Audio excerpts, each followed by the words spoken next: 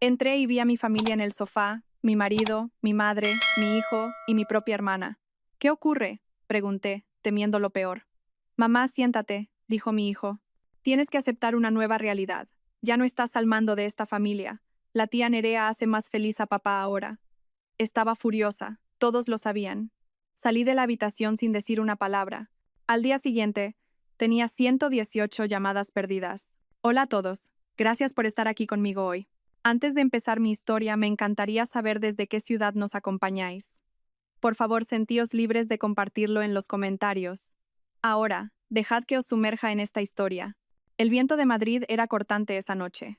Ese tipo de frío que se te cuela a través del abrigo y se te instala en los huesos. Acababa de aterrizar en Barajas después de 3 días agotadores en Barcelona, salvando un acuerdo que mi marido, Adrián, casi había torpedeado con su arrogancia. Estaba exhausta.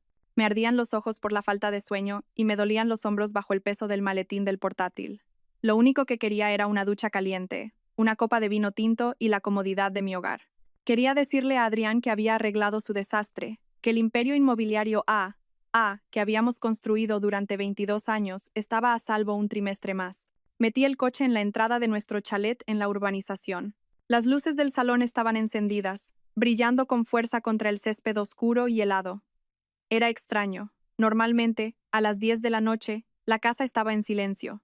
Adrián estaría en su despacho, y mi hijo de 21 años, Íñigo, en su habitación jugando a videojuegos o fuera con sus amigos. Abrí la puerta principal, dejando mis llaves en el cuenco de la mesa del recibidor. El silencio que me recibió no era pacífico, era pesado. Se sentía cargado, como el aire antes de una tormenta. Hola, dije en voz alta, colgando mi abrigo. Adrián, Íñigo, estoy aquí. Alba. La voz de mi madre flotó desde el salón. Se me encogió el estómago. Mi madre Pilar vivía a 40 minutos. ¿Qué hacía aquí un martes por la noche? Un pánico repentino se apoderó de mí. ¿Le había pasado algo a mi hermana Nerea? ¿Estaba alguien enfermo? Entré corriendo en el salón, con el corazón martilleando contra mis costillas. Pero no era una emergencia médica, era un tribunal. Estaban todos allí, dispuestos en el sofá seccional de piel hecho a medida que yo misma había elegido las navidades pasadas. Adrián estaba sentado en el centro, impecablemente vestido con una camisa blanca impoluta, pero no me miraba a los ojos. A su izquierda estaba mi madre, Pilar, con la postura rígida, y las manos fuertemente entrelazadas en su regazo. A su derecha, Nerea, mi hermana pequeña, y en el sillón contiguo, mi hijo Íñigo. El ambiente era sofocante, nadie lloraba. Nadie parecía triste, parecían resueltos. ¿Qué está pasando?, pregunté con la respiración entrecortada. ¿Estáis todos bien, mamá? Di un paso adelante, pero Íñigo se levantó. No vino a abrazarme. Se plantó como un guardia de seguridad bloqueando una puerta. Me miró con unos ojos desprovistos de la calidez que yo había cultivado durante 2 décadas. Mamá, siéntate, dijo Íñigo. Su voz era fría, más grave de lo que recordaba, despojada de cualquier afecto. Necesitas escuchar y necesitas no perder los estribos. ¿Perder los estribos? Íñigo, me estás asustando. ¿Qué es esto? Tienes que aceptar una nueva realidad, continuó, recitando palabras que sonaban ensayadas. Ya no estás al mando de esta familia. Mire a Adrián. Adrián, ¿por qué no dices nada? Adrián finalmente levantó la vista. Su atractivo rostro, el rostro que había sido la imagen pública de nuestra empresa durante años, se contrajo en una mueca de lástima mezclada con fastidio. Se acabó, Alba. La farsa. Se ha terminado.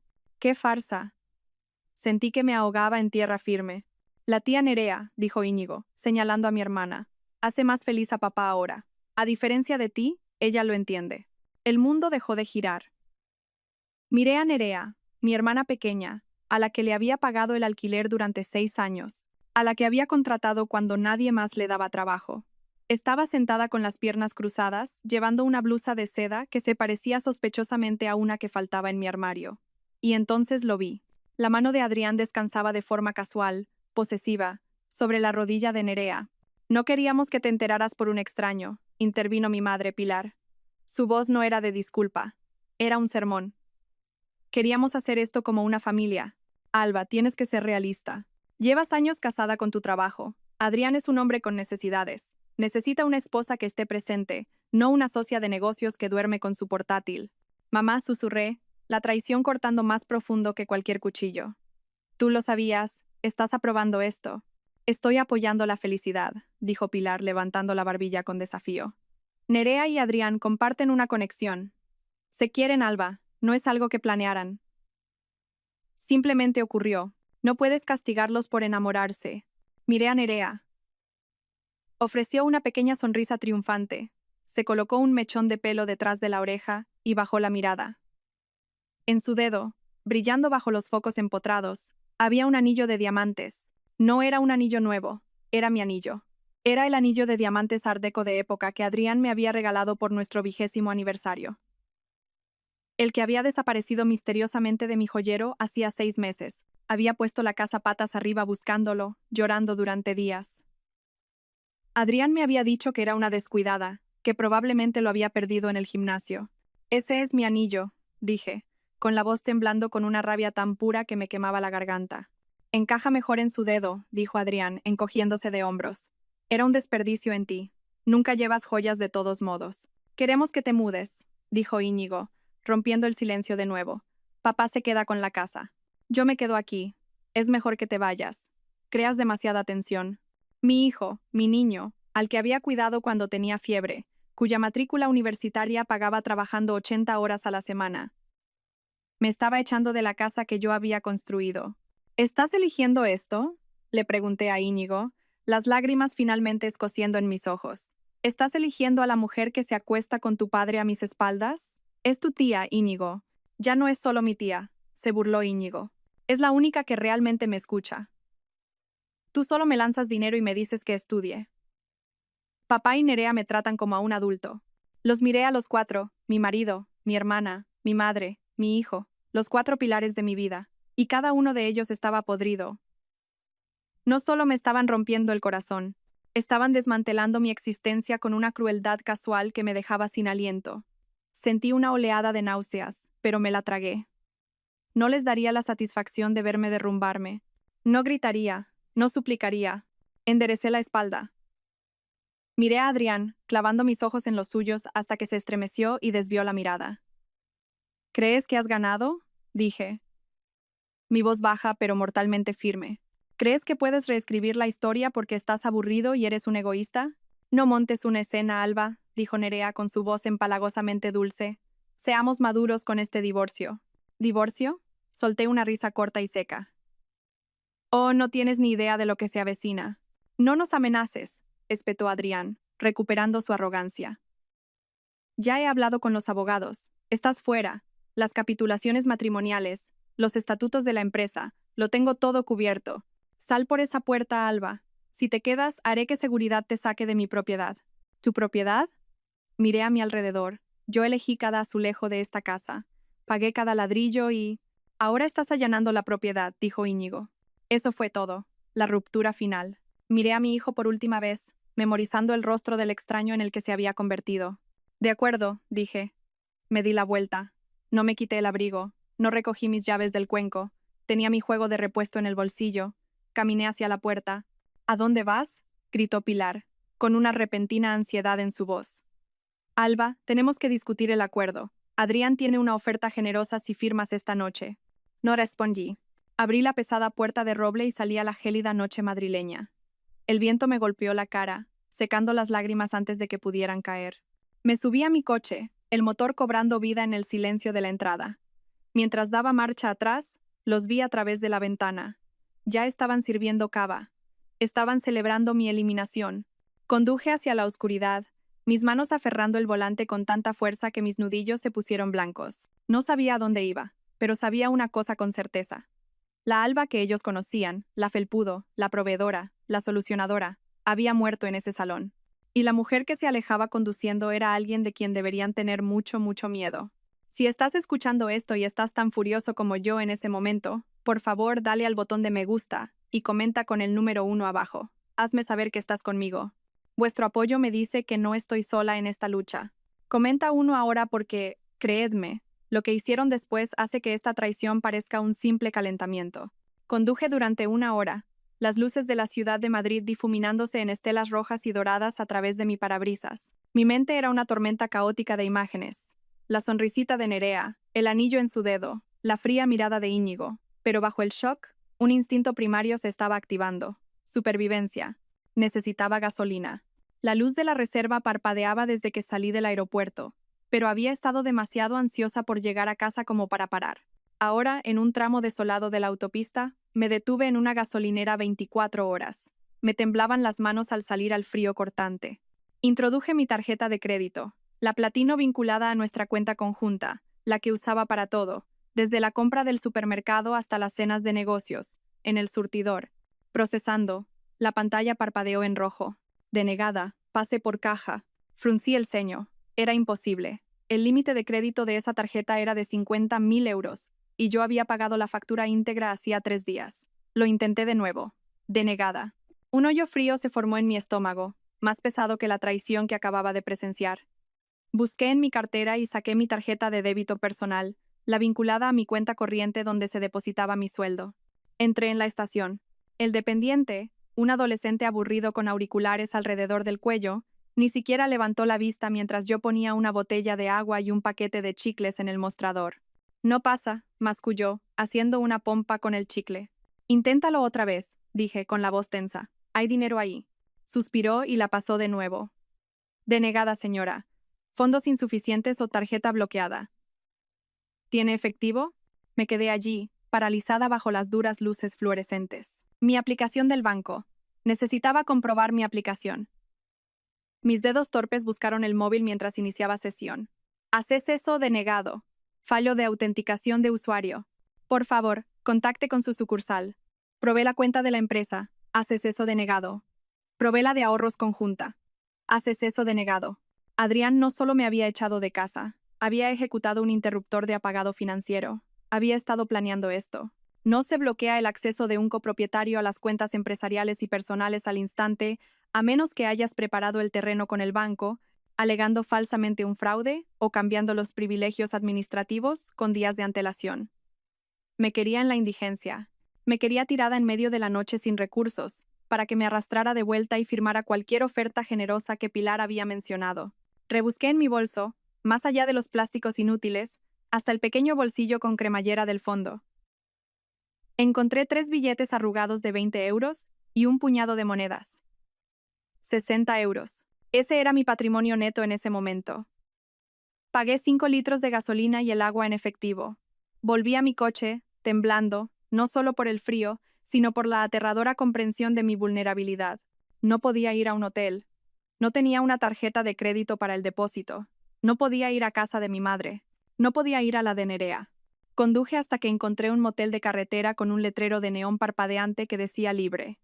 Era uno de esos lugares donde los camioneros duermen unas horas. El tipo de lugar donde las sábanas huelen a humo rancio y a arrepentimiento. En efectivo y por adelantado, dijo el gerente de noche a través de un cristal blindado. 50 euros por la noche. Le entregué 50 de mis 60 euros restantes. Me deslizó una llave por la bandeja. Habitación 12. La habitación estaba helada. El calefactor traqueteaba y tosía un aire que olía a polvo quemado.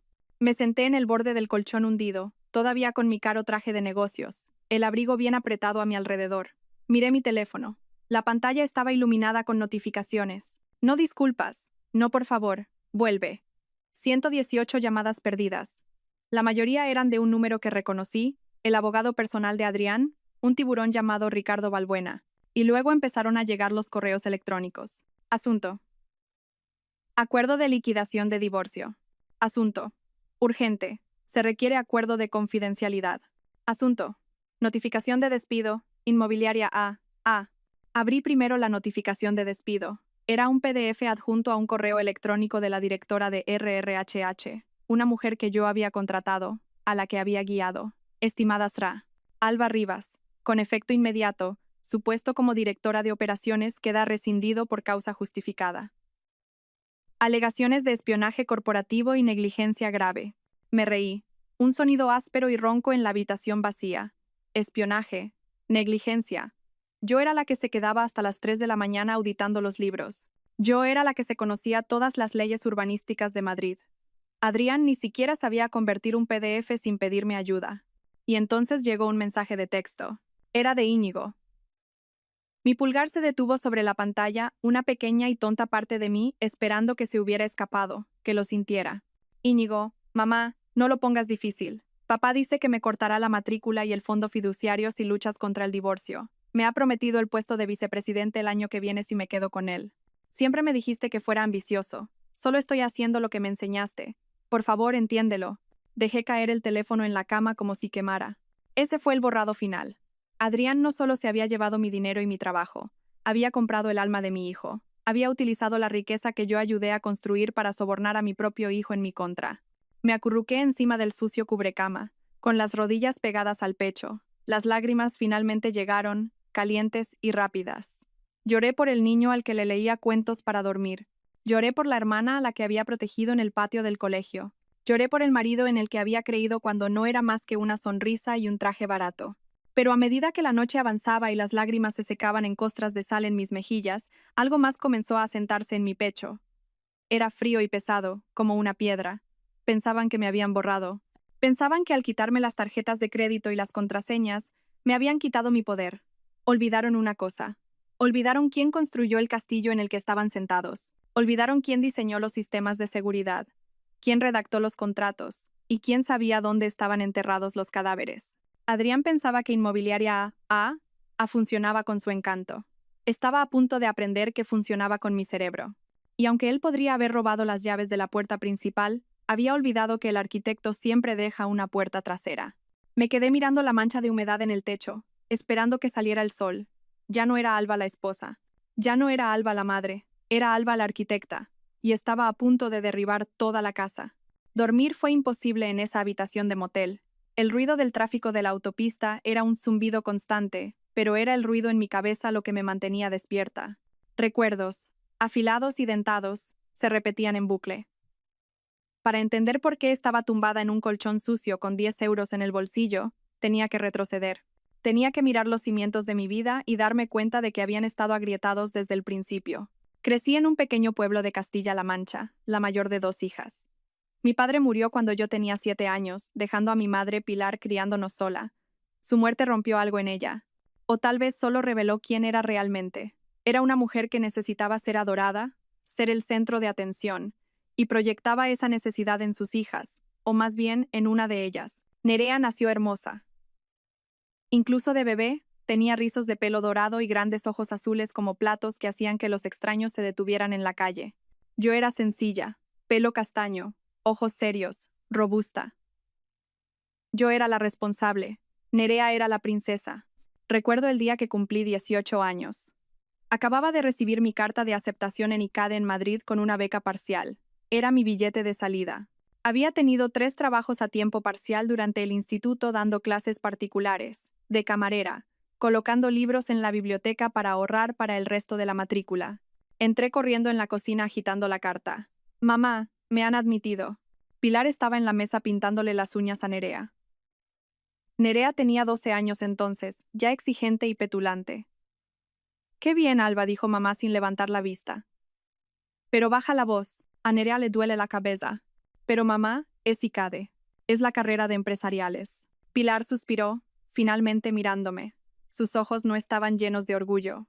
Eran calculadores. «Alba, cariño, tenemos que hablar de ese dinero que has ahorrado. Mi fondo para la universidad». «Bueno», a Nerea la han ojeado.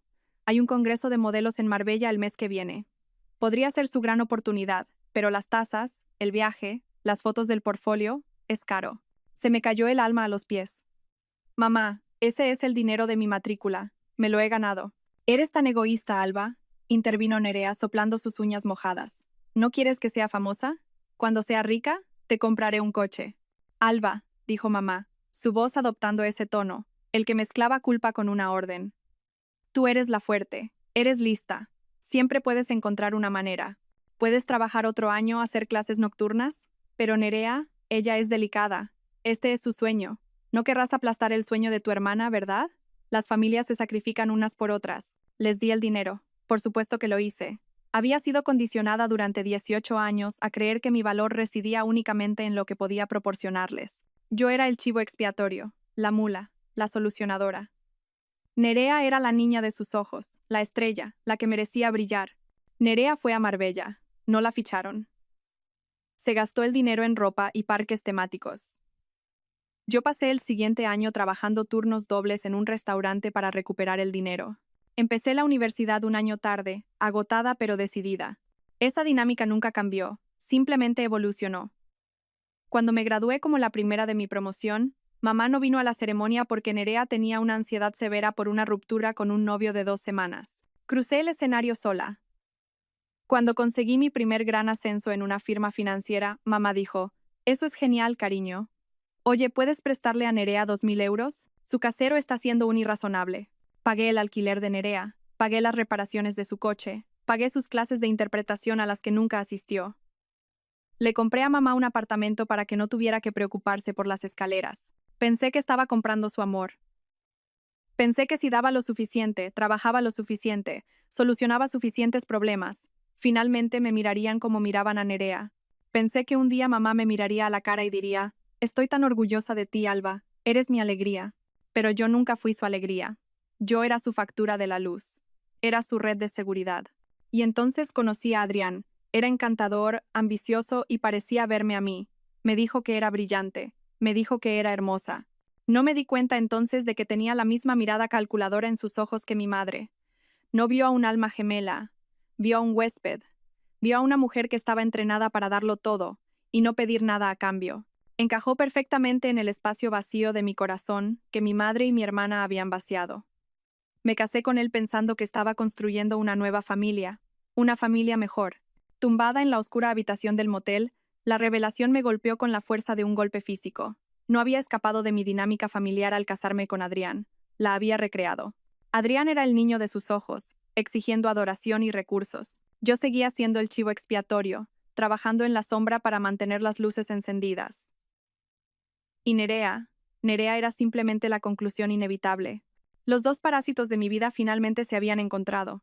Tú eres la fuerte, Alba. La voz de mi madre resonaba en mi memoria. Bueno, tenía razón en una cosa. Yo era fuerte. Lo suficientemente fuerte como para cargarlos durante 40 años. Y ahora que Dios los ayudara, era lo suficientemente fuerte como para dejarlos caer. Me senté en la cama, los muelles de metal chirriando. No iba a llorar más. La tristeza se había ido, reemplazada por una claridad fría y clínica. Querían a la delicada Nerea. Querían al soñador Adrián. Bien, podían tenerse el uno al otro, pero no podían tener mi dinero. No podían tener mi empresa. Cogí el maletín de mi portátil. Era hora de dejar de ser la hija que se sacrifica. Era hora de ser la CEO que liquida los activos tóxicos. El sol de la mañana se filtraba a través de las sucias cortinas de la habitación del motel, proyectando largas y polvorientas sombras por el suelo. Abrí mi portátil. Afortunadamente, tenía un punto de acceso Wi-Fi portátil en mi bolso, una costumbre de años de viajar por trabajo. Adrián no podía cortar un dispositivo que no sabía que existía. No entré en las cuentas bancarias todavía. Sabía que esas puertas estaban cerradas a cal y canto. En su lugar, abrí un archivo llamado Archivo 1. Para entender cómo iba a destruir a Adrián, hay que entender cómo lo construí yo.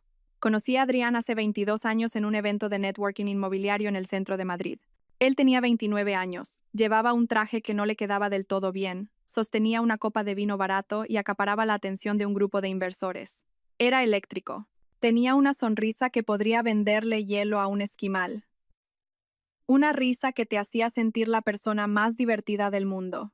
Yo tenía 25 años, un analista junior en una firma de primer nivel, de pie en una esquina, agarrando mi carpeta de investigación de mercado. Lo observé trabajar en la sala. Era carismático, sí, pero podía oír lo que decía. Soltaba palabras de moda, haciendo promesas sobre rendimientos que eran matemáticamente imposibles. Me acorraló junto al buffet. Parece que estás analizando la integridad estructural de las gambas al ajillo, bromeó. No sonreí. Estoy analizando tu discurso a esos inversores. Estás prometiendo una rentabilidad del 15% en una propiedad en un distrito en declive. Vas a hacerles perder su dinero. Parpadeó, sorprendido. Luego se rió. Vale, me has pillado. Soy un hombre de ideas, no de números. Necesito a alguien que entienda las cosas aburridas. Las cosas aburridas son las que te mantienen fuera de la cárcel, dije secamente. ¿Se enamoró de mí, o al menos de lo que yo podía hacer por él, en ese mismo instante? En 6 meses, estábamos casados. En un año, fundamos Inmobiliaria AA. La división del trabajo se estableció de inmediato. Adrián era la cara. Él era el consejero delegado, CEO. Tenía las reuniones con los clientes, jugaba al golf con los promotores y daba las entrevistas a los periódicos económicos. Le encantaba ser el centro de atención. Le encantaba el título. Yo era la arquitecta, era la directora de operaciones, pero en realidad era todo lo demás. Encontraba las propiedades, negociaba los préstamos, gestionaba a los contratistas. Luchaba con el ayuntamiento por los permisos de urbanismo, hacía los impuestos, las nóminas, el cumplimiento legal. Nuestro primer gran proyecto fue un desastre anunciado. Adrián había comprado un almacén en ruinas en el distrito de Tetuán, convencido de que sería la próxima gran reconversión en lofts. Pagó $500,000 de más. El contratista que contrató se fugó con el depósito.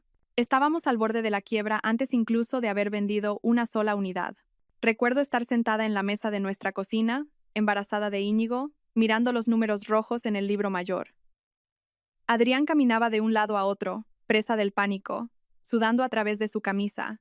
«Estamos acabados, Alba», lloriqueaba. «Mi reputación está arruinada, me van a demandar». «Siéntate», le ordené. Cogí las joyas de mi abuela, la única herencia que había recibido, a salvo de mi madre y Nerea, y las vendí. Liquidé mi plan de pensiones. Renegocié los términos con el banco, presentando un plan de negocio tan detallado, tan a prueba de balas, que el director del préstamo dijo que era el mejor que había visto nunca. Despedí al amigo de Adrián, que actuaba como jefe de proyecto, y asumí yo misma la supervisión de la obra, pavoneándome por las zonas de construcción con un casco y una barriga de 6 meses. Terminamos el proyecto. Lo vendimos todo en 3 semanas. Adrián fue aclamado como un visionario en el diario Expansión. El titular decía: Adrián Castillo, el nuevo rey de los lofts. Trajo la revista a casa, radiante. «Mira esto, cariño. Lo conseguimos». No me mencionó en la entrevista, ni una sola vez. Cuando se lo señalé, suavemente me besó en la frente. «Cariño, ya sabes cómo son los medios. Les gusta una narrativa singular. Además, tú odias ser el centro de atención. Eres mi arma secreta. El poder detrás del trono». Lo acepté. Me dije que era por la familia. Me dije que mientras la empresa tuviera éxito, no importaba de quién fuera la cara en la portada. Fui una tonta. Durante 20 años, construí el escenario, puse las luces y escribí el guión. Adrián simplemente salía y recogía los aplausos. Y la empresa creció. Nos expandimos a inmuebles comerciales, apartamentos de lujo, desarrollos de uso mixto. Valíamos millones. Pero la estructura de la empresa, esa fue mi obra maestra. Adrián era perezoso con los detalles. Odiaba leer contratos. Odiaba las contraseñas. «Simplemente arréglalo, Alba», era su frase estrella. Así que yo configuré la infraestructura digital. Creé la intrincada red de sociedades limitadas para limitar la responsabilidad. Configuré las transferencias bancarias automatizadas. Y como Adrián era paranoico con que los empleados le robaran, insistió en un servidor interno localizado y altamente encriptado para nuestros datos financieros más sensibles.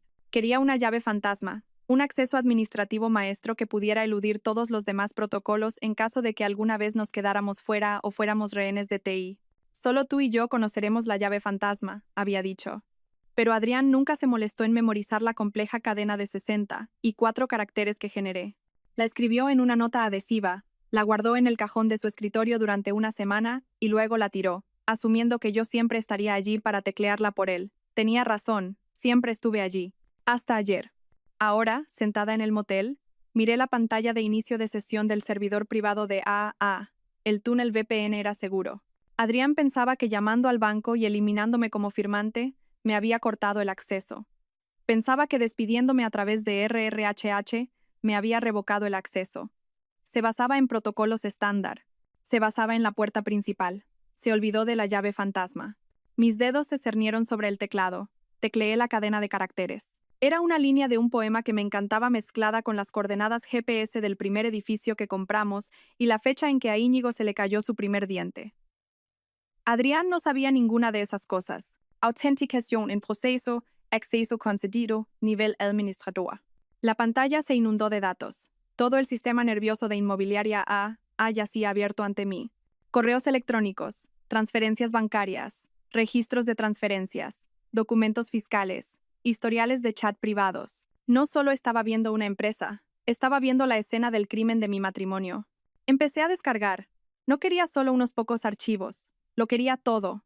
Cada correo electrónico que Adrián había enviado en los últimos 5 años, cada informe de gastos, cada transferencia a las Islas Caimán o a Suiza. Y fue entonces cuando lo vi. Una carpeta llamada Proyecto N. No era un proyecto de construcción. La N era de Nerea. Abrí la carpeta y se me heló la sangre. Esto no era solo una aventura. Esto era malversación a una escala masiva. Fechas, cantidades, recibos. 12 de enero. Transferencia de 50.000 euros a N. Soto Consultores apellido de soltera de Nerea.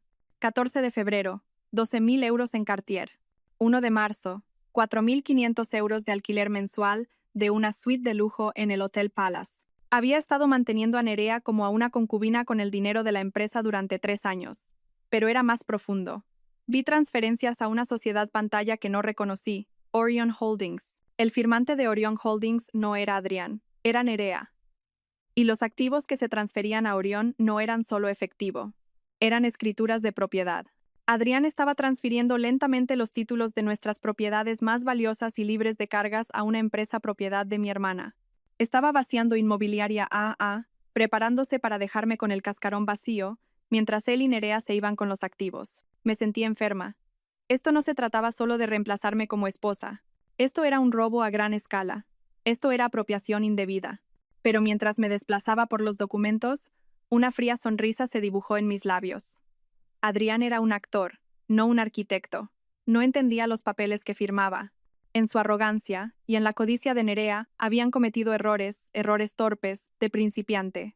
Habían falsificado mi firma en las transferencias de las escrituras. Podía verlo en los PDFs, un torpe copia-pega digital de mi firma de un documento diferente.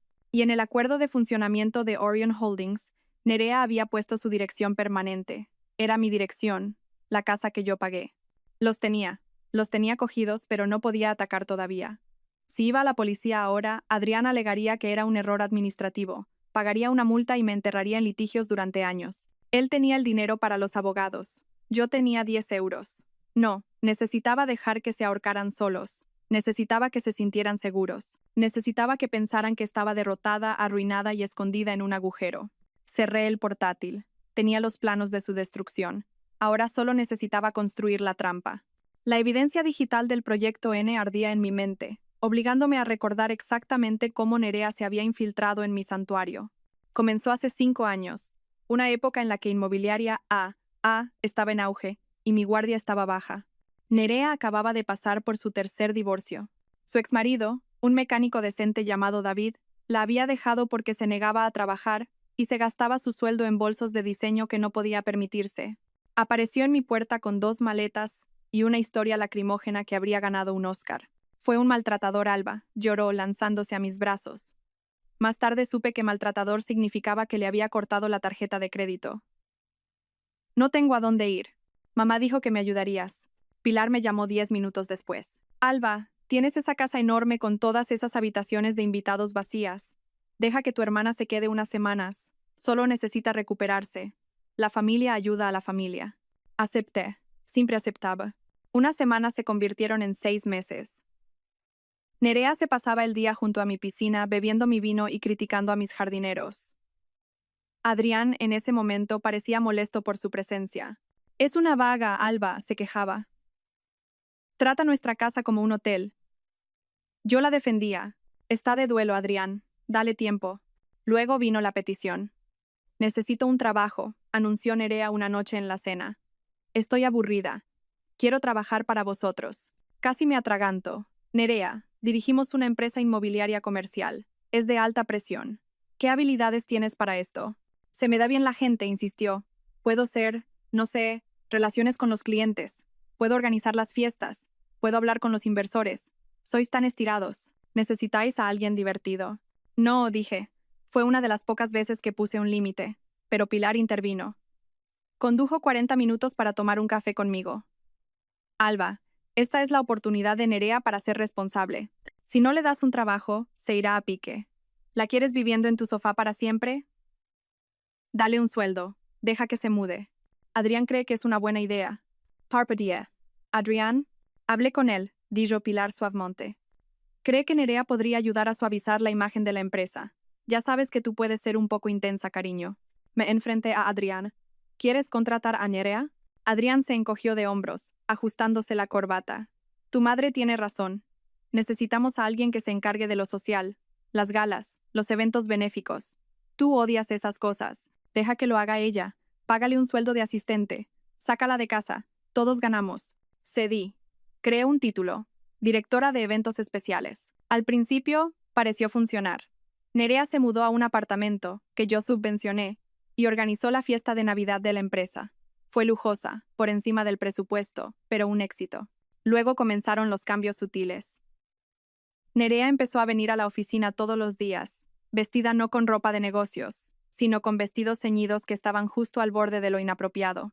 Pasaba horas en el despacho de Adrián discutiendo la logística de los eventos. Yo pasaba por delante y los oía reír. Cada vez que entraba en la habitación se callaban. ¿Qué es tan gracioso?, preguntaba, sintiendo un pinchazo de inquietud. Solo una broma sobre un cliente, decía Nerea, sonriendo con esa sonrisa sacarina. No lo entenderías, Alba, es una broma interna. Empezó a unirse a nosotros en las comidas de negocios. Luego empezó a reemplazarme en ellas. Alba, quédate y termina las proyecciones trimestrales, decía Adrián. Nerea y yo llevaremos a los promotores al asador. Sabes que odias las conversaciones triviales. Y yo odiaba las conversaciones triviales. Me encantaba el trabajo, así que los dejé ir. Me quedaba en la oficina comiendo una ensalada en mi escritorio, haciendo números, asegurando que nuestros márgenes de beneficio fueran saludables, mientras mi marido y mi hermana bebían martinis y se reían a mi costa. Noté cambios en Adrián. Empezó a vestir más joven. Se compró un Porsche que no necesitaba. Empezó a quedarse hasta tarde por networking. Cuando expresé mi preocupación, Pilar me manipuló hasta el extremo. «Estás siendo paranoica, Alba», me regañó. «Deberías estar feliz de que Adrián y Nerea se lleven bien. La mayoría de los hombres odian a sus cuñadas. Es una bendición. No lo arruines con tus celos. Es impropio». Celos. Me hizo sentir como una arpía loca e insegura. Ahora, mirando la carpeta del Proyecto N en mi portátil, vi la realidad. Las cenas de networking eran citas, los viajes de negocios a Miami eran vacaciones, y los honorarios de consultoría pagados a Nerea eran en realidad su asignación por ser su amante. La serpiente no se había colado en el jardín, yo había abierto la verja, la había invitado a entrar y le había dado leche caliente. Y la peor parte, mi madre había mantenido la verja abierta. Pilar había sido la intermediaria. Había empujado a Nerea hacia Adrián, sabiendo exactamente de lo que Nerea era capaz. Quería que Nerea tuviera la vida que yo había construido, porque en su mente retorcida, Nerea merecía el reino, y yo era solo la constructora destinada a levantarlo y marcharme. Golpeé mi mano contra el barato escritorio del motel. El dolor fue reconfortante. «Vale», susurré a la habitación vacía. «¿Queréis jugar al juego divertido e irresponsable? Veamos qué tan divertido es cuando la arquitecta tira del muro de carga». Pasé las siguientes 6 horas en un trance de contabilidad forense. La llave fantasma me daba acceso a todo, pero tenía que ser cuidadosa. Si hacía algún cambio, si alteraba algún archivo, los registros del sistema podrían alertar al director de TI, un hombre llamado Sergio, que solía ser leal a mí, pero que ahora sin duda respondía ante Adrián. Así que me convertí en un fantasma. Copié, descargué, hice capturas de pantalla, rastreé el flujo de dinero. Era peor de lo que pensaba. Inmobiliaria A se estaba desangrando para financiar su estilo de vida y las transferencias a la sociedad pantalla de Nerea. Adrián había dejado de pagar a los proveedores. Llevábamos 3 meses de retraso en los pagos a las cuadrillas de construcción del nuevo rascacielos del centro. Estábamos en impago de los intereses de 2 préstamos importantes. Adrián estaba robando a Pedro para pagar a Nerea. La empresa, el trabajo de mi vida, era un castillo de naipes. Si los acreedores se enteraban, seríamos insolventes en 30 días. Pero entonces encontré algo que me hizo incorporarme. Era una cadena de correos electrónicos entre Adrián y un investigador privado llamado Investigaciones Balbuena. La fecha era de hace 2 años. Asunto: vigilancia objetivo A. Rivas. Adrián: necesito trapos sucios. Lo que sea. Infidelidad. Abuso de sustancias. Inestabilidad mental. Necesito motivos para anular las capitulaciones. Balbuena, Senior. Castillo: la hemos seguido durante 6 meses. Va al trabajo. Va al supermercado. Va a casa de su madre. Trabaja hasta tarde. No hay trapos sucios. La mujer es una santa. Adrián: busca más a fondo o invéntate algo. No puedo permitirme darle la mitad. Se me cortó la respiración. 2 años. Había estado planeando deshacerse de mí durante 2 años, pero no encontraba la manera de hacerlo sin perder dinero. Y luego, un correo más reciente, fechado hace una semana. Adrián: olvida los trapos sucios. Vamos a ir por el ángulo del colapso mental. Su familia testificará. Su madre y su hermana están a bordo. Alegaremos que está sobrecargada de trabajo, paranoica, no apta para dirigir. Forzaremos un voto de no confianza con la Junta. Una vez fuera, activamos la cláusula de compra a la valoración más baja. Pilar. Puedo testificar que ha estado errática últimamente. Muy emocional. Estoy preocupada por ella, Adrián. Tenemos que hacer lo mejor para la empresa. Me quedé mirando la pantalla, las lágrimas de rabia nublando mi visión. Mi madre. Mi propia madre estaba conspirando para hacerme pasar por mentalmente inestable para que su niña de oro pudiera robarme el marido y el dinero. Errática, susurré. Os voy a enseñar lo que es errático. Profundicé más. Necesitaba una palanca. La evidencia de fraude era buena, pero llevaría tiempo demostrarla en los tribunales. Necesitaba algo inmediato, algo que aterrorizara a Adrián. Lo encontré en las declaraciones de impuestos. El año pasado, para asegurar un préstamo masivo de una firma de capital privado, Adrián había inflado las tasas de ocupación de nuestras propiedades comerciales. Había falsificado contratos de arrendamiento. Había falsificado físicamente firmas de inquilinos que no existían. Esto no era solo fraude civil, esto era fraude bancario, esto era tiempo en prisión. Y los documentos del préstamo estaban firmados por Adrián Castillo, CEO. Mi firma no estaba en ellos. Yo había estado fuera de la ciudad por el funeral de mi tía esa semana, un funeral al que Nerea faltó, y Adrián había dicho que se encargaría del papeleo. Había firmado su propia sentencia de muerte, y ni siquiera lo sabía. Copié los documentos del préstamo. Copié los contratos falsos. Creé un dossier que era una bomba nuclear. Miré el reloj. Eran las 2 de la tarde. Llevaba 12 horas trabajando sin parar. Tenía hambre, no me había lavado y funcionaba a base de adrenalina. Necesitaba un teléfono de prepago.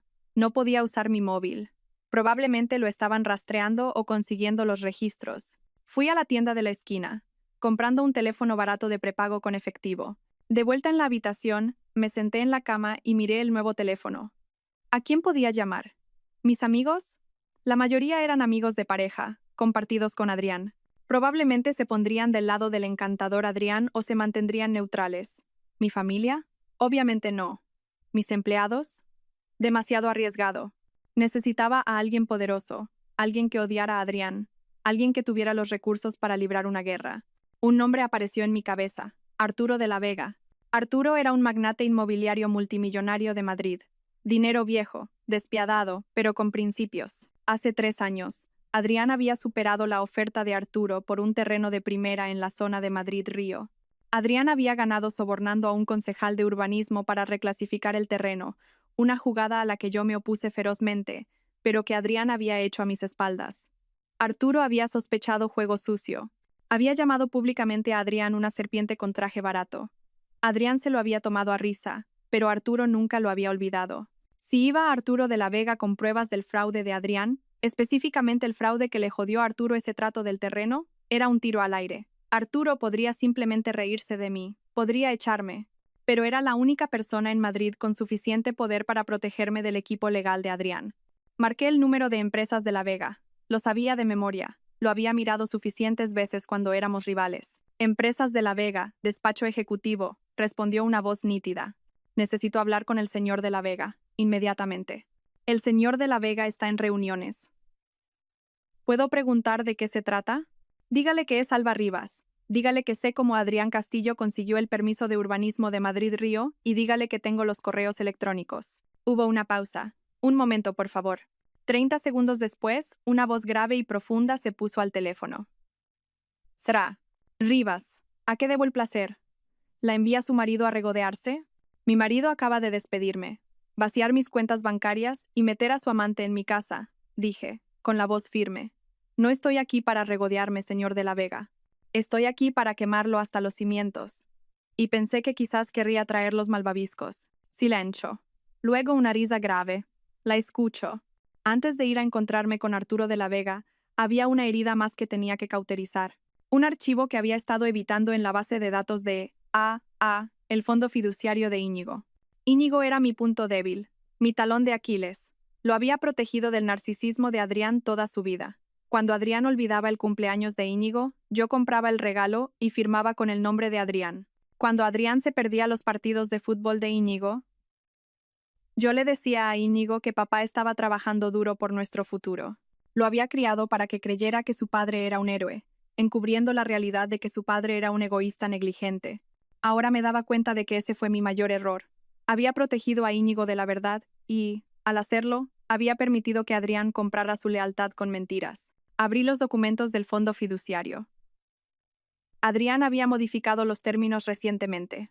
Originalmente, el fondo debía pagarse a los 25 años, condicionado a la graduación universitaria. Los nuevos términos fechados hace 2 semanas. Desembolso inmediato de 200.000 euros en efectivo. Transferencia del título de un Porsche 911 de 2023. Y la correspondencia adjunta. Íñigo, papá, mamá se va a poner como loca si dejo la carrera el próximo semestre. Adrián, mamá no va a estar al mando mucho más tiempo, Iñi. Te trata como a un niño. Yo te trato como a un hombre. ¿Quieres el coche? ¿Quieres el dinero? Solo tienes que apoyarme cuando llegue el momento. Tienes que decirles a los abogados que mamá ha estado actuando de forma extraña, que está inestable. Íñigo, bueno, sí ha estado algo estresada últimamente. Adrián, exacto. Lo está perdiendo. Tenemos que proteger la empresa. Si te quedas conmigo, te haré vicepresidente de adquisiciones el año que viene, sin necesidad de título. Puedes aprender sobre la marcha como yo. Íñigo, EVP, ¿en serio? Vale, estoy dentro. ¿Qué tengo que hacer? Leí las palabras y mi corazón no solo se rompió, se hizo añicos. ¿Vicepresidente de adquisiciones? Íñigo estaba suspendiendo introducción a la economía. Pasaba los fines de semana jugando a videojuegos y durmiendo hasta el mediodía. No estaba cualificado para dirigir un puesto de limonada, y mucho menos un departamento en una firma multimillonaria. Adrián lo estaba preparando para el fracaso, acariciando su ego para usarlo como un peón contra mí. Y Íñigo, mi dulce niño, había vendido a su madre por un Porsche y un título que no se había ganado. Recordé el texto que me envió anoche. Papá dice que me cortará la matrícula. No estaba preocupado por la matrícula, estaba preocupado por el dinero fácil. Saqué el extracto de la tarjeta de crédito de Íñigo. La que yo pagaba. Tienda de licores, discoteca, apuestas online, discoteca, club de striptease. Estaba en una espiral descendente, y en lugar de educarlo, Adrián estaba financiando esa espiral para comprar un aliado. Cogí mi teléfono de prepago. Dudé. Era mi hijo. Pero el chico que se sentó en ese sofá y me dijo que aceptara la realidad no era el chico que yo crié. Era una creación de su padre. Si continuaba amortiguando su caída, lo perdería para siempre en el mundo de corrupción y superficialidad de Adrián. La única forma de salvarlo de verdad, era dejar que se estrellara. Redacté un texto. No lo envié todavía, solo lo escribí, mirando el cursor. Íñigo, he visto los correos, he visto el coche, elegiste el camino fácil. Pero el camino fácil es una trampa. Cuando tu padre termine de usarte, te desechará igual que a mí. Te quiero lo suficiente como para dejar que aprendas esto por las malas. Buena suerte, señor vicepresidente. Guardé el borrador. Me sequé los ojos. Navegué hasta el sistema de nóminas. Eliminé a Íñigo de la nómina de becario en la que había estado durante 3 años a pesar de no haber pisado la oficina. No podía tocar el fondo fiduciario. Adrián lo controlaba ahora, pero podía tocar el seguro de salud. Íñigo estaba en mi póliza, la póliza que yo pagaba personalmente. Eliminar dependiente. Íñigo Castillo. Motivo. Ya no es estudiante a tiempo completo. Era mezquino, era pequeño. Pero era la primera vez en 21 años que no le arreglaba algo. Mi teléfono vibró. Era la dirección para la reunión con Arturo de la Vega. En 1 hora, en el Real Casino de Madrid, sala de la biblioteca. Ven sola. Cerré el portátil, fui al baño y me eché agua fría en la cara. Intenté arreglarme el pelo. Mi traje estaba arrugado, pero lo sacudí. Me puse una capa de pintalabios, mi armadura. Me miré en el espejo. La mujer que me devolvía la mirada parecía cansada. Sí, pero parecía peligrosa. Parecía una madre que había perdido a sus cachorros y no tenía nada que perder. ¿Quieres inestabilidad, Adrián? Le dije a mi reflejo. Te voy a enseñar lo que es un terremoto. Entré en el Real Casino de Madrid, llevando el mismo traje arrugado con el que había huido de mi casa, cargando un maletín de portátil que contenía suficientes pruebas para enviar a mi marido a la cárcel. El portero me miró con escepticismo. Este lugar olía a dinero viejo, a puros y a caoba, un mundo que Arturo de la Vega gobernaba. Lo encontré en la sala de la biblioteca, sentado en un sillón de cuero leyendo el Financial Times. Tenía 65 años, pelo plateado y ojos como sílex pulido. No se levantó cuando me acerqué. Sra Rivas dijo doblando su periódico. Tiene un aspecto terrible. Me siento terrible, admití, hundiéndome en el sillón de enfrente. pero mi cerebro funciona perfectamente.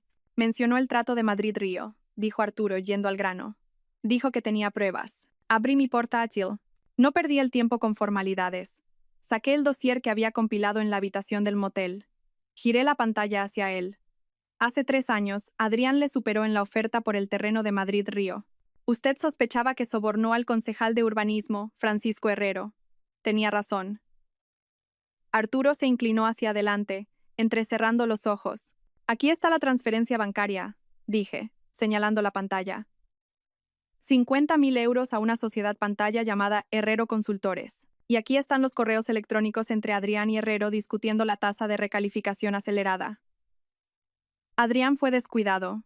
Usó su correo personal para el contacto inicial. Arturo escaneó los documentos. Su expresión no cambió, pero el aire a su alrededor pareció volverse más frío. ¿Por qué me enseña esto ahora? Usted era la directora de operaciones. Se benefició de este trato. No lo sabía, dije, con la voz firme. Adrián llevaba una contabilidad paralela. La encontré anoche después de que me echara de mi casa, congelara mis cuentas y metiera a mi hermana en mi cama. Los labios de Arturo se movieron, un destello de sorpresa cruzando su rostro. ¿Su hermana? Y mi madre los está animando, añadí, una risa amarga escapándose de mis labios. Es una reunión familiar en toda regla, y yo soy la única no invitada. Verá, señor, de la Vega, no he venido aquí a cotillear. He venido a hacer un trato. Adrián está tratando de destruirme. Ha falsificado mi firma en préstamos fraudulentos. Está malversando fondos de la empresa. Va a dejar Inmobiliaria A como un cráter humeante. ¿Y quiere que la salve?, preguntó Arturo levantando una ceja. No, quiero que me ayude a enterrarlo, y a cambio, le daré la propiedad de Madrid-Río. Arturo hizo una pausa. Continué. Adrián está sobreendeudado, tiene poco efectivo. Está a punto de entrar en impago de los préstamos de construcción. Si usted interviene ahora como un inversor caballero blanco, ofreciendo un préstamo puente para salvar el proyecto, lo aceptará. Está desesperado. Y en el acuerdo del préstamo, incluimos una cláusula de garantía. Si entra en impago, cosa que hará porque yo conozco los números reales, usted se apodera de los activos, específicamente la escritura de Madrid-Río. Arturo me miró fijamente durante un largo momento. El silencio se alargó, pesado y tenso. Luego, una lenta sonrisa se extendió por su rostro. No era una sonrisa cálida, era la sonrisa de un depredador reconociendo a otro. Es usted vengativa, ¿verdad?, dijo Arturo suavemente. Soy eficiente, corregí. Adrián piensa que soy una esposa despechada que va a llorar en un rincón. No se da cuenta de que yo soy la que escribió su plan de negocio. Arturo cerró mi portátil y lo empujó de vuelta hacia mí. Me gusta usted, Alba, tiene agallas. Adrián siempre me pareció un pavo real. Todo plumas, nada de vuelo. Pero usted es un halcón. Voy a llamar a mi abogado personal. Es el mejor litigante de Madrid. La representará en el divorcio, pro bono. Considérelo una inversión en nuestra nueva asociación. Gracias, susurré, el alivio inundándome. Y Alba, añadió Arturo, con los ojos duros. No me decepcione. Si hacemos esto, lo destruimos por completo. Sin piedad. Sin aceptarlo de vuelta cuando llore. No estará llorando, dije, pensando en la sonrisita de Adrián cuando me quitó el anillo. Estará gritando. Arturo asintió. Bien. Ahora, consigámosle una habitación de hotel que no cobre por horas. No se puede planear una guerra si no se ha dormido. Esa noche, dormí en una suite en el Four Seasons, pagada por empresas de La Vega. Tomé un largo baño, frotando la suciedad del motel de mi piel. Mientras yacía en las sábanas limpias y frescas, sentí un cambio profundo dentro de mí. Durante 20 años, había sido la solucionadora. Había suavizado los errores de Adrián, limpiado sus desastres, hecho que quedara bien. Había sido el pegamento invisible que lo mantenía todo unido. Ahora, iba a ser el disolvente. Iba a disolver todo lo que él creía que poseía. Cogí mi teléfono de prepago y le envié a Arturo una palabra. Lista. 3 días después, la trampa estaba puesta. El abogado de Arturo, un hombre aterradoramente tranquilo llamado David Cohen, había redactado el acuerdo de divorcio. Era una obra maestra de la distracción legal. En la superficie parecía una rendición total. La propuesta: 1. Adrián se queda con la casa familiar. 2. Adrián se queda con la propiedad total de Inmobiliaria A. 3. Alba recibe una suma única de 500.000 euros, una fracción de lo que me correspondía. 4. Alba renuncia a toda reclamación de futura pensión compensatoria.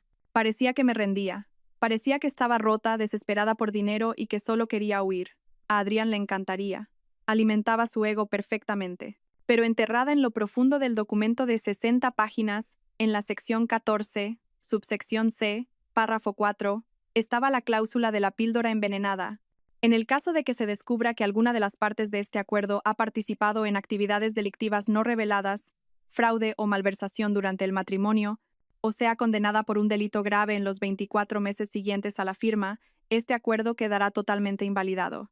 En tal caso, todos los activos, incluyendo el 100% de las acciones de la empresa y los bienes inmuebles, revertirán a la parte no infractora como daños punitivos. Adrián nunca leía la letra pequeña, pagaba a abogados para que lo hicieran.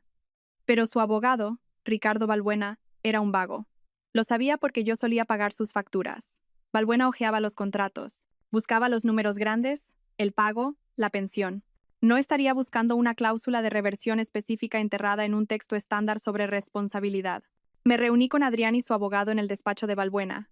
No llevaba maquillaje. Llevaba un suéter viejo. Mantuve la cabeza baja mirando al suelo. Necesitaba vender la imagen de la mujer derrotada. Adrián entró como si fuera el dueño del mundo. Llevaba un traje italiano nuevo y olía a colonia cara, probablemente un regalo de Nerea.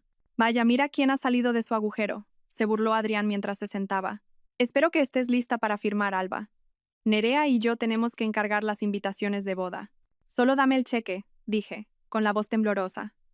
Solo quiero irme, Adrián. No puedo luchar más contra ti. Adrián se rió, mirando a Balbuena. ¿Ves? Te dije que se plegaría. No tiene estómago para esto. Balbuena deslizó los papeles sobre la mesa. Acuerdo estándar, Alba. Te vas con $500,000, borrón y cuenta nueva. Solo firma aquí, aquí y aquí. Cogí el bolígrafo. Mi mano temblaba, en parte actuando, en parte pura adrenalina. ¿Y qué hay de Íñigo?, pregunté suavemente. Íñigo se queda conmigo, dijo Adrián, reclinándose en su silla. Es mi vicepresidente ahora. Vamos a construir un imperio juntos, sin tus constantes quejas. Sentí un dolor agudo en el pecho, pero me lo tragué. Vale, cuida de él. Solo firma los malditos papeles, Alba. Firme. Puse mi nombre en la línea que aparentemente me despojaba de 20 años de duro trabajo. Luego Adrián firmó. Lo hizo con una floritura, una gran y arrogante A. Hecho, dijo Balbuena cerrando la carpeta. El cheque será transferido a tu cuenta mañana. Adrián se levantó y se abrochó la chaqueta. Me miró con una sonrisita que me revolvió el estómago. Sabes, Alba, deberías agradecérmelo. Siempre fuiste demasiado estirada para esta vida. Vete a vivir a una granja o algo así. Búscate un buen bibliotecario. Adiós, Adrián, susurré. Mientras caminaba hacia el ascensor, oía a Adrián reírse con Balbuena. Eso fue más fácil de lo que pensaba. Ni siquiera pidió el apartamento de la playa. Las puertas del ascensor se cerraron, cortando su risa. Me apoyé en la pared de metal y solté un largo suspiro. Había firmado. La píldora envenenada estaba activa. Ahora todo lo que tenía que hacer era demostrar el fraude. Y ya tenía las pruebas. Solo necesitaba el escenario adecuado para presentarlas. ¿Y qué mejor escenario que la boda? Adrián y Nerea habían anunciado su fecha. Era en 3 semanas. Una boda apresurada, la llamaron. Querían legitimarse antes de la temporada de galas de primavera. 3 semanas. Ese era mi plazo. Salí del edificio y me subí al coche de Arturo que me esperaba. ¿Ha firmado?, preguntó Arturo desde el asiento trasero. Ha firmado, dije, una sonrisa genuina finalmente abriéndose paso. Cree que ha comprado mi silencio por $500,000. Acaba de firmar la entrega de toda su vida. Arturo me sirvió una copa de agua con gas. Por la arquitecta. Por la demolición, respondí. Las siguientes 3 semanas fueron un estudio de masoquismo.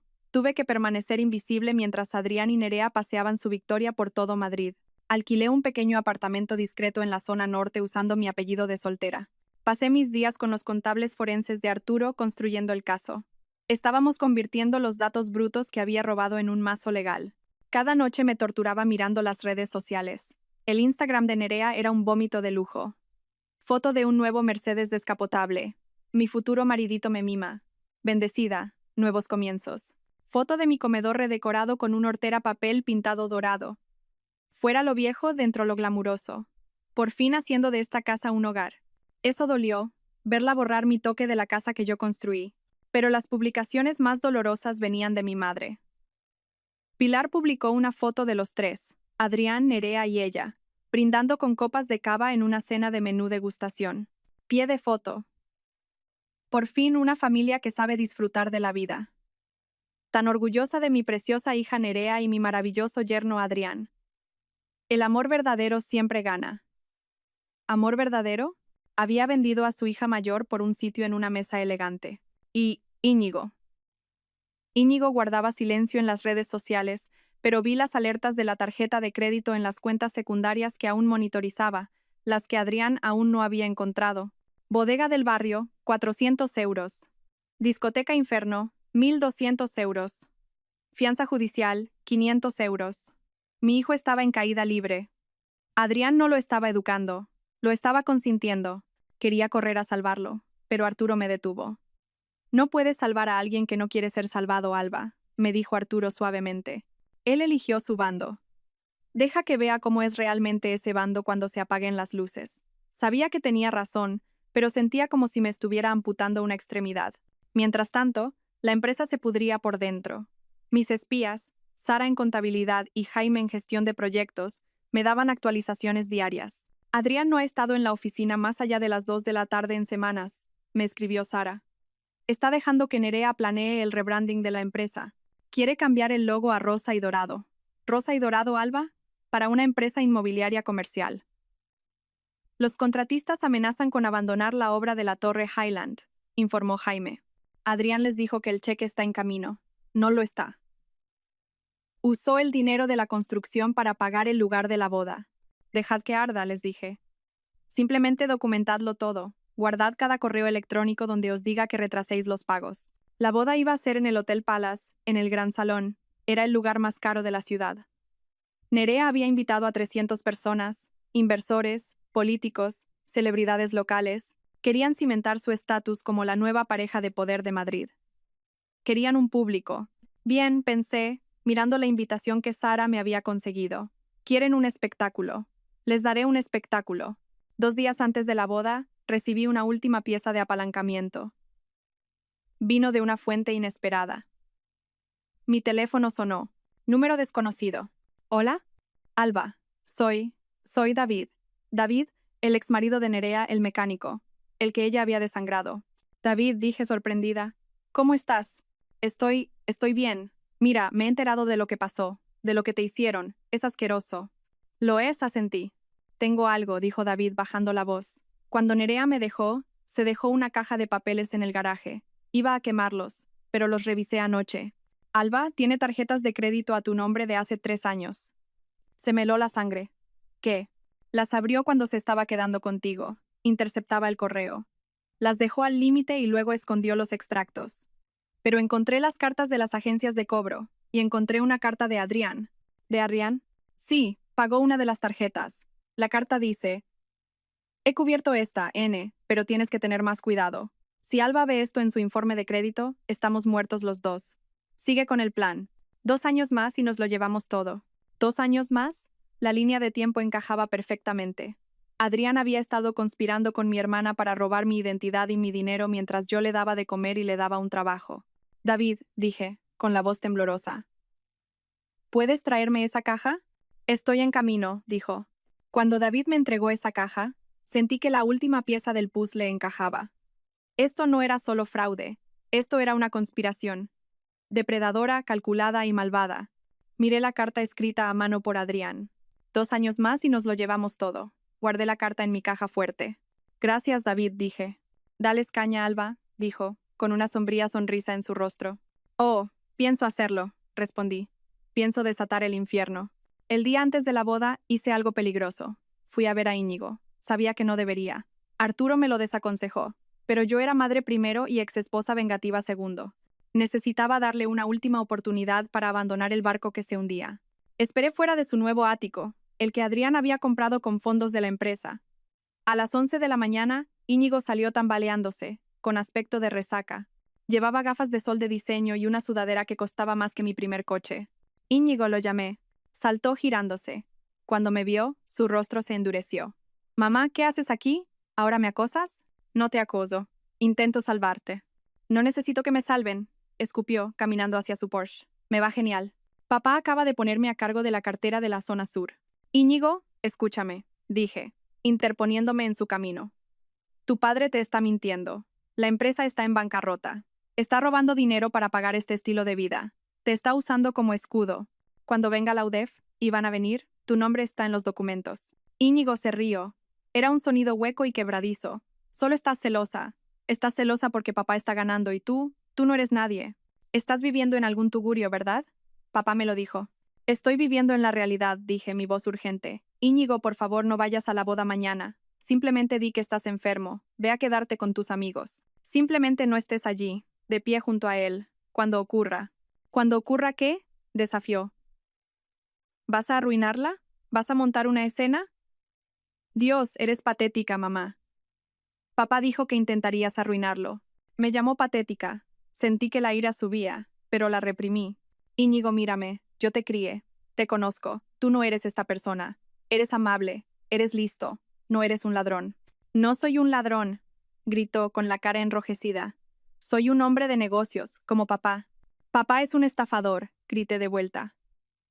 Y Nerea es un parásito, y si te quedas con ellos te hundirás con ellos. Íñigo me fulminó con la mirada. Luego sacó su teléfono. Voy a llamar a seguridad. Aléjate de mí. Se metió en su coche y aceleró el motor agresivamente. Mientras salía derrapando del aparcamiento, bajó la ventanilla y gritó. No vengas mañana, mamá. Nadie te quiere allí. Eres el pasado. Lo vi alejarse, mi corazón rompiéndose de nuevo. Pero esta vez, la ruptura fue más limpia. Lo había intentado, le había tendido la mano. Él la había apartado de un manotazo. Ahora estaba por su cuenta. Conduje de vuelta a mi apartamento. Arturo me esperaba con los preparativos finales. ¿Cómo ha ido?, preguntó, aunque claramente sabía la respuesta por mi cara. Se ha ido, dije rotundamente. Le han lavado el cerebro por completo. Entonces aprenderá por las malas, dijo Arturo. ¿Estás lista para mañana? Sí. ¿Tenemos los códigos de acceso al proyector? Sí. ¿La policía está informada? Sí. El inspector Serrano nos espera en el vestíbulo a las 8 de la tarde. Arturo me entregó una funda de ropa. Entonces necesitarás esto. Abrí la cremallera. Dentro había un traje. No era un vestido de exesposa frenética y desesperada. Era un elegante smoking negro a medida. Yves Saint Laurent. Poderoso, elegante, severo. Ponte tu armadura, Alba, dijo Arturo. Mañana no eres la víctima, eres la verdugo. Toqué la tela. Se sentía fresca y suave. Gracias, Arturo. Descansa un poco, dijo. Mañana va a ser una noche larga. No descansé. Me senté junto a la ventana, observando las luces de la ciudad. Pensé en Adrián y Nerea, probablemente ensayando sus votos en ese mismo momento, probablemente riéndose de cómo se habían salido con la suya. 2 años más, y nos lo llevamos todo. No tendrían 2 años. Ni siquiera tendrían 2 días. Mañana, el señor y la escera. Castillo iban a tener un tipo de recepción muy diferente. La mañana de la boda amaneció gris y nublada. Un día perfecto en Madrid para un funeral. Pasé la mañana revisando la presentación. Lo habíamos cronometrado perfectamente. Empezaría justo después del montaje de video de la historia de amor que Nerea había encargado por 20.000 euros. A las 6 de la tarde los invitados comenzaron a llegar al Hotel Palace. Vi la retransmisión en directo desde una cámara que Arturo había colocado en el salón de baile. Tenía una participación en el hotel. Conseguir acceso fue trivial. Era nauseabundo. La sala estaba cubierta de cristales y rosas rosas, miles de ellas. Había una escultura de hielo de Adrián y Nerea entrelazados. Vi a mi madre, Pilar, recibiendo a los invitados. Llevaba un vestido color champán demasiado juvenil para ella, radiante como si le hubiera tocado la lotería. Sí, ¿no es maravilloso?, la oí decir a un primo confundido. Son almas gemelas. ¿Alba? Oh, la pobre Alba simplemente no pudo soportar el éxito de Adrián. Se está tomando un tiempo. Vi a Adrián. Parecía nervioso pero triunfante. Estaba dando la mano, dando palmadas en la espalda, interpretando el papel del rey benevolente. Y Nerea entró con un vestido de Vera Wang hecho a medida, cubierta de diamantes. Diamantes que mi empresa pagó. Estaba guapísima, tenía que admitirlo. Guapísima y podrida. La ceremonia comenzó. Los escuché intercambiar votos. Prometo ser tu compañero en todas las cosas, dijo Adrián, mirando profundamente a los ojos de Nerea. Prometo apoyar tus sueños y pasar mi vida haciéndote feliz, arrulló Nerea. Yo estaba sentada en la suite del hotel de arriba, bebiendo un café solo. Mentiras, susurré. Cada palabra es una mentira. ¿Estamos listos?, preguntó Arturo mirando su reloj. La señal está en directo, confirmó el técnico. En cuanto dé la orden, secuestramos la emisión. Todavía no, dije. Espera a los brindis. Espera hasta que todos estén sentados y mirando las pantallas. La recepción comenzó. El cava fluía. Adrián se levantó para dar un discurso. Quiero agradecer a todos por estar aquí, tronó, sosteniendo la mano de Nerea. Este ha sido un largo viaje, un viaje para encontrar la verdadera felicidad. A veces tienes que tomar decisiones difíciles para encontrar tu verdadero destino.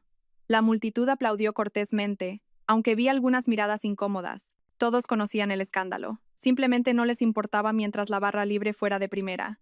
Y a mi nueva esposa, Nerea, continuó Adrián.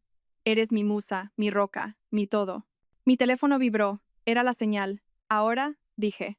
Abajo, en el salón de baile, las luces se atenuaron para el montaje de vídeo. Una música sentimental comenzó a sonar. Fotos de Adrián y Nerea en yates, en París, en la playa, aparecieron en las enormes pantallas detrás de la mesa principal. La multitud suspiró. Me levanté y me alicé la chaqueta del smoking. Salí de la suite y me dirigí al ascensor. Hora del espectáculo, dijo Arturo caminando a mi lado. Dentro del ascensor vi cómo los números descendían. 10, 9, 8. Mi corazón ya no latía deprisa. Latía lento y pesado, como un tambor de guerra. Las puertas del ascensor se abrieron en el nivel del vestíbulo. El inspector Serrano y 2 agentes uniformados esperaban. «Sra. Rivas», preguntó el inspector. «Sí, tenemos la orden. Estamos listos cuando usted lo esté». «Denme 5 minutos», dije. «Quiero que lo vean antes de que les pongan las esposas». «Entendido». Caminé hacia las puertas del salón de baile. Los guardias de seguridad contratados por Adrián para mantenerme fuera dieron un paso adelante. «Señora, este es un evento privado». Arturo de la Vega salió de detrás de mí. «Y yo soy el dueño del edificio. Apártense o mañana buscarán trabajo». Los guardias dudaron, reconocieron a Arturo e inmediatamente retrocedieron. Empujé las puertas dobles. Dentro, la música acababa de alcanzar un crescendo. El video en la pantalla mostraba a Adrián y Nerea besándose frente a la Torre Eiffel. Y entonces la pantalla parpadeó. La música se cortó con un chirrido. La sala se quedó en silencio. En las enormes pantallas, la imagen romántica se desvaneció. En su lugar apareció una austera hoja de cálculo, números rojos, y luego un documento, un extracto de tarjeta de crédito. Nombre, Nerea Soto. Dirección, Calle del Roble, 124 mi casa. Compra, anillo de diamantes Cartier, 25.000 euros. Pagado por cuenta corporativa de A. Un murmullo recorrió a la multitud. «¿Qué es eso?», chilló Nerea, poniéndose de pie. «Adrián, arréglalo». «Cortad la emisión», gritó Adrián a la cabina de audiovisuales. «Apagad eso». Pero el técnico en la cabina era nuestro. No lo apagó. Subió el volumen. Y entonces mi voz, pregrabada, retumbó por los altavoces. «Hola, Adrián. Hola, Nerea. Queríais una reunión familiar. Queríais que todos fueran testigos de vuestra unión. Bueno, pues vamos a enseñarles sobre qué está construida realmente esta unión». Todas las cabezas se giraron, no hacia la pantalla, sino hacia el fondo de la sala. Entré.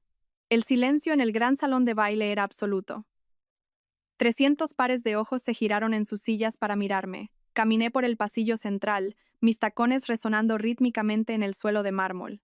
El smoking negro me hacía parecer una sombra contra el mar de flores rosas. Adrián estaba congelado en la mesa principal, su rostro perdiendo todo color. Nerea se apretaba la servilleta contra el pecho, con la boca abierta. Mi madre, Pilar, parecía que iba a sufrir un infarto. «Alba», susurró Adrián, el micrófono captando su voz temblorosa. «¿Qué estás haciendo?» No me detuve hasta que llegué al centro de la pista de baile, directamente frente a la mesa principal. Los miré, las personas que habían sido mi mundo, ahora solo figuras pequeñas y asustadas en un escenario. «Estoy aquí para hacer un brindis», dije, mi voz proyectándose claramente sin micrófono.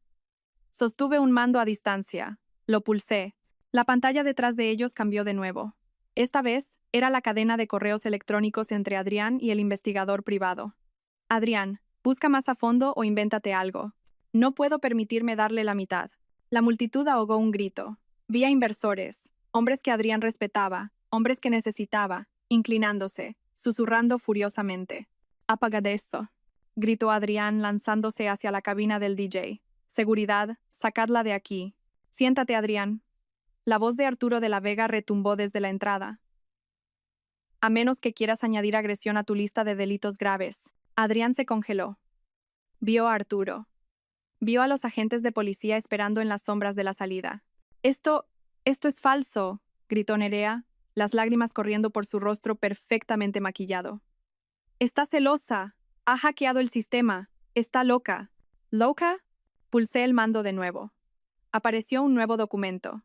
La solicitud de préstamo falsificada para el proyecto de Madrid-Río. La que tenía mi firma torpemente pegada sobre la línea. ¿La falsificación es de locos, Nerea? Pregunté con calma. ¿El fraude bancario es de locos? Porque esos son años de cárcel.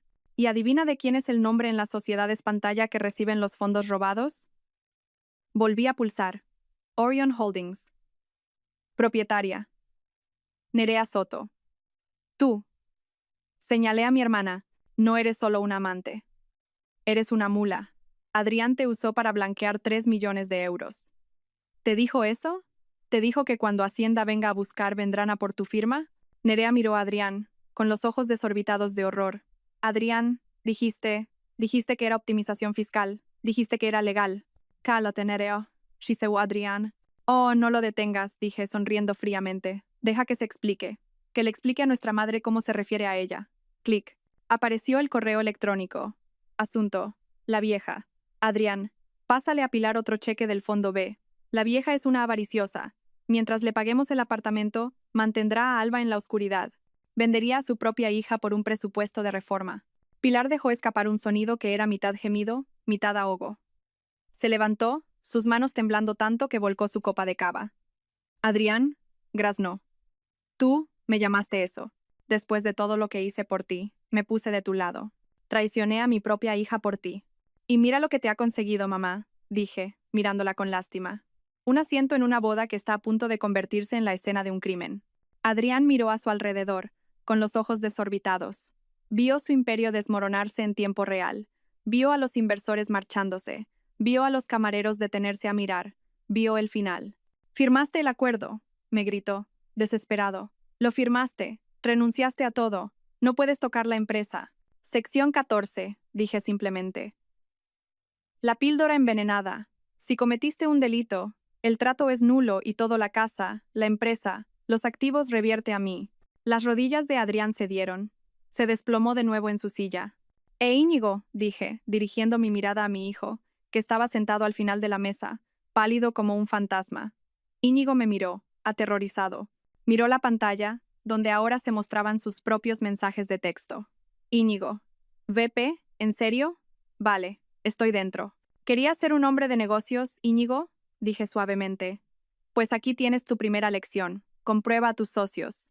Pulsé el mando por última vez. Se reprodujo un video. Era una grabación de vigilancia del aparcamiento de la empresa. Mostraba a Adrián discutiendo con Nerea hacía 2 días. Adrián, en el video. Una vez que consigamos el dinero de la Vega, nos deshacemos del crío. Íñigo es un lastre. Le dejamos la deuda fiscal y nos mudamos a Mónaco. Es demasiado estúpido para darse cuenta. El salón de baile quedó en silencio sepulcral. Íñigo se levantó lentamente. Miró a su padre. La adoración de héroe en sus ojos había desaparecido, reemplazada por una demoledora comprensión. «Papá», susurró Íñigo. «Tú ibas a abandonarme». Adrián tartamudeó. «Íñi no. Era... Solo estaba estresado. Está fuera de contexto». «Me llamaste estúpido», dijo Íñigo con la voz quebrada. «Dijiste que era un lastre». «Íñigo, siéntate», ordenó Adrián, tratando de recuperar el control. «No la escuches». Íñigo no se sentó. Cogió su copa de cava y se la tiró a Adrián a la cara. «Te odio», gritó Íñigo. «Te odio». El caos estalló. Pilar sollozaba. Nerea hiperventilaba. Adrián se limpiaba el cava de la cara, pareciendo una rata ahogada. Bajé el mando a distancia. La presentación había terminado. Asentí al inspector Serrano. La policía entró en la sala. Los invitados se apartaron como el mar rojo. «Adrián Castillo», anunció el inspector. «Queda detenido por fraude bancario, malversación y falsificación documental. Nerea Soto. Queda detenida por conspiración y blanqueo de capitales». «No», chilló Nerea mientras el agente le agarraba las muñecas. «Yo no sabía. Solo soy la novia. Él me obligó». «Cuénteselo al juez», dijo el agente, cerrando las esposas. Adrián no gritó. Solo me miró fijamente. Mientras lo esposaban, me miró a los ojos. Lo has arruinado todo, escupió. Amargada, vengativa de mierda.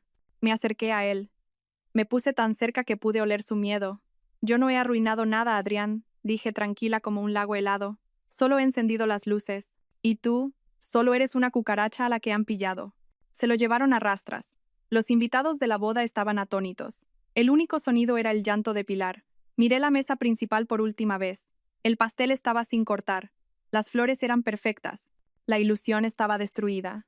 Me volví hacia Arturo de la Vega. Creo que he terminado aquí.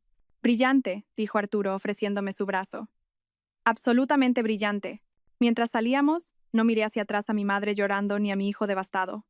Todavía no. Ellos habían hecho su cama. Esa noche, tenían que dormir en ella. Los días siguientes a la boda fueron un circo mediático. El periódico El Mundo publicó la historia en primera plana. Bodas de Giel. Magnate inmobiliario detenido en el altar. No di entrevistas. Dejé que las pruebas hablaran por sí mismas. Volví a mi casa 3 días después. La policía la había despejado como escena del crimen. Fue extraño volver a entrar en las habitaciones que había diseñado. Las cosas de Nerea estaban por todas partes. Ropa hortera, revistas baratas, botellas de vino medio vacías. Contraté a un equipo de limpieza. Tiradlo todo, les dije. Todo lo que no sea mío. Quemad las sábanas. Cambiad los colchones. Quería restregar su ADN de mi vida. A Adrián se le denegó la fianza. El juez lo consideró riesgo de fuga debido al plan de Mónaco grabado en vídeo. Estaba en la cárcel de Soto del Real, cambiando sus trajes italianos por un mono naranja. Nerea salió bajo fianza, pagada por mi madre, que había liquidado sus ahorros de jubilación para sacar a su bebé. Pero Nerea no era libre. Se enfrentaba a entre 5 y 10 años. Su cara estaba por todo internet como la cazafortunas camino de la prisión. Entré en las oficinas de ahora únicamente mías. Los empleados me recibieron con una mezcla de miedo y alivio. Vamos a cambiar el nombre de la empresa, anuncié en la primera reunión general. Ha muerto. Bienvenidos a Phoenix Capital. Aplaudieron. Sabían quién firmaba las nóminas. Una semana después, mi madre vino a verme. Parecía 10 años mayor. Tenía el pelo descuidado, los ojos rojos. Se quedó en mi porche, temblando. Alba dijo con la voz temblorosa. Pilar, dije, bloqueando la puerta. No la llamé mamá. ¿Puedo entrar? Hace mucho frío. Puedes decir lo que tengas que decir desde ahí. Se estremeció. Alba, por favor, sé razonable. Nerea está aterrorizada. Es solo una niña. No sabía lo que hacía. Adrián la manipuló. Nerea tiene 40 años, dije fríamente. Sabía que se acostaba con mi marido. Sabía que se gastaba mi dinero. Firmó los papeles. Es tu hermana, gimió Pilar. No puedes dejar que vaya a la cárcel. Tienes que retirar los cargos. Dile al fiscal que fue un malentendido. No fue un malentendido. Fue un delito. Si haces esto, siseó Pilar, su pena convirtiéndose en el veneno familiar. No eres hija mía. Estás destruyendo a esta familia. Me reí. Fue un sonido ligero, libre. Pilar, tú destruiste a esta familia hace 20 años cuando decidiste que Nerea era la princesa y yo la sirvienta. No has venido aquí a disculparte. Has venido a pedirme que lo arregle otra vez. Quieres que sea el chivo expiatorio una última vez para que Nerea se vaya de rositas. Es delicada. Es una delincuente. Y tú, eres una cómplice. Vi los cheques que Adrián te extendió. Honorarios de consultoría. Aceptaste dinero para ayudarles a manipularme. Pilar se puso pálida. No voy a presentar cargos contra ti, Pilar, dije, no porque te quiera, sino porque no quiero la vergüenza de ver a mi madre en una ficha policial. Pero estás muerta para mí. No me llames, no vengas aquí. Si necesitas dinero, pídeselo a Nerea. Espera, está arruinada. Le di un portazo en la cara. Vi por la cámara de seguridad cómo se quedaba allí, golpeando la puerta, gritando mi nombre. Luego, con los hombros caídos, se alejó. Dolió. Por supuesto que dolió.